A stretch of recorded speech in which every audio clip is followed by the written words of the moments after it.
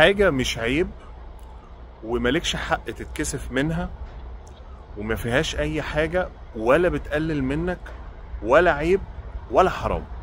ما تتكسفش ان انت عندك انترفيو او رايح انترفيو، ما تتكسفش ان انت بتعمل ابديت للسي في بتاعك او بتكتب سي في من اول وجديد. اصلا مش عيب ان انت بتدور على شغل، سواء كنت شغال او سواء لسه هتشتغل.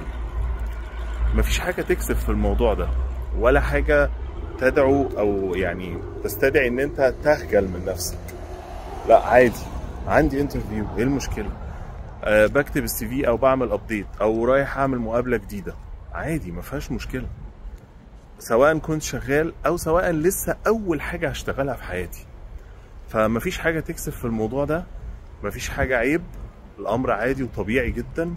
انت بتدور على ان انت تطور من نفسك او على فرصة افضل او اصلا بتدور على مصدر رزق، فده لا عيب ولا غلط ولا يقلل منك ولا يكسفك ولا اي حاجة من الحاجات دي خالص.